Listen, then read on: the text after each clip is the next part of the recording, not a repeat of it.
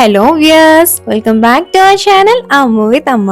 ఈ రోజు ఆషాఢ శ్రావణ మాసాల్లో మాత్రమే దొరికే తాటిపండుతో ఎంతో రుచిగా ఉండే మన పాతకాలం నాటి రెసిపీ అయిన తాటిగారెని ఎలా చేసుకోవాలో చూసేద్దాం.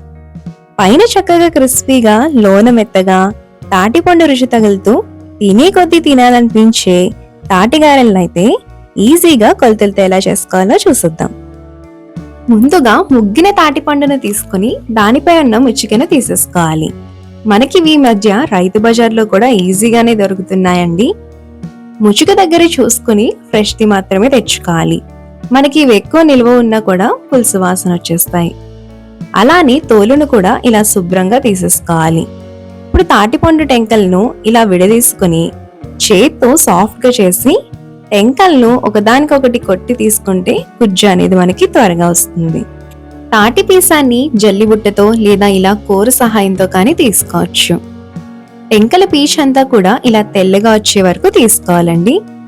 ఇప్పుడు పీసం అంతటినీ కూడా ఒక జల్లెడలో వేసి ఇలా తీసుకోవడం వల్ల మిగిలిన పీచ్ అంతా కూడా ఇలా జల్లెడలోకి వచ్చేస్తుంది.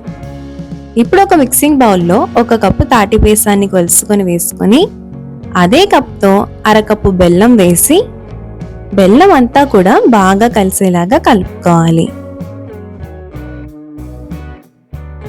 ఇప్పుడు అదే కప్తో 1 కప్పు బియ్యం పిండిని వేసి మిశ్రమం అంతా కూడా బాగా కలిసేలాగా కలుపుకోవాలి.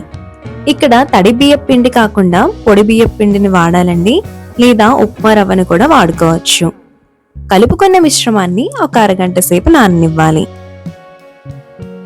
మూకట్లో గారెలు వేయడానికి సరిపడా నూనెను తీసుకుని అది వేడెక్కే లోపు నానబెట్టి ఉంచుకున్న పిండి కన్సిస్టెన్సీని ఒకసారి చెక్ చేసుకుని అది కొంచెం జారుగా అనిపిస్తే కొద్ది కొద్దిగా పిండిని వేసి గారెల పిండి కన్సిస్టెన్సీ వచ్చేలాగా కలుపుకోవాలి. పిండి జిగురుగా ఉంటుంది కనుక చేతికి కొద్దిగా నూనె రాసుకుని గారెలు వేయడం వల్ల పిండి చేతులకు అంటుకోకుండా ఉంటుంది. అలానే గారె కూడా స్మూత్ గా వస్తుంది. ఇప్పుడు నూనె వేడి సరిచూసుకొని పిండిని కొద్ది కొద్దిగా తీసుకొని గారెలా ఒత్తుకొని నూనెలో వేసుకోవాలి.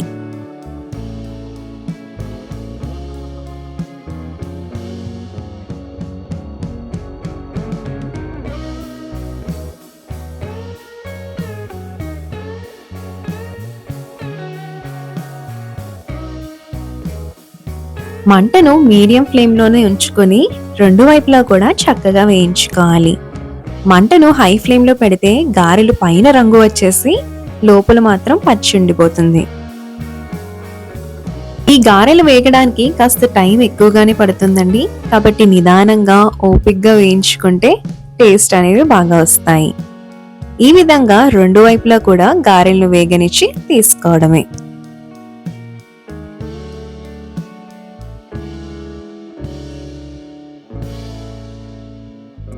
ఇదే విధంగా మిగిలిన పిండితో కూడా సేమ్ ప్రాసెస్ లో గారెలన్నిటినీ కూడా వేసుకొని తీసుకోవడమే. అంతేనండి, మన తాటి గారెలు అయితే రెడీ అయిపోయినట్లే. చూసారా, గారెలు చక్కగా వేగితే ఇలా మంచి కలర్ వస్తాయి. ఈసారి మీకు తాటిపండు అందుబాటులో ఉండి దొరికితే గనక చూపించిన విధంగా ఇదే ప్రాసెస్ లో చేసి చూడండి.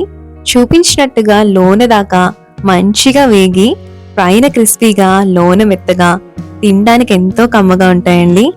ఈ తాటిగారెల్ని వేడి మీద కంటే చల్లారితే ఇంకా రుచిగా ఉంటాయండి.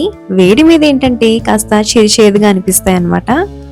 అలానే ఇవి మనకి 3 నుంచి 4 రోజులు చక్కగా నిల్వ ఉంటాయి. అలానే ఫ్రిడ్జ్ లో అయితే వారం దాకా కూడా ఉంటాయి. ఇక్కడ చూపిస్తున్న తాటి రొట్టె రెసిపీ కూడా నేను మన అకౌంట్ లో అయితే షేర్ చేశానండి. రెసిపీ కావాలి అంటే ఒకసారి అకౌంట్ లోకి వెళ్ళి చూడండి. అలానే మీకు ఈ సీజన్ లో తాటిపండు గనక అందుబాటులో ఉంటే తప్పకుండా ఈ రెసిపీని అయితే ట్రై చేసి ఎలా కుదిరింది అనేది నాకు కామెంట్ రూపంలో తెలియపరచండి. మీకు ఈ రెసిపీ నచ్చిందని అనుకుంటున్నాను. మీకు నచ్చినట్లయితే తప్పకుండా లైక్ చేయండి. అలానే ఇలాంటి మరిన్ని రెసిపీస్ కోసం మన ఛానల్ అయితే సబ్స్క్రైబ్ చేసుకోండి.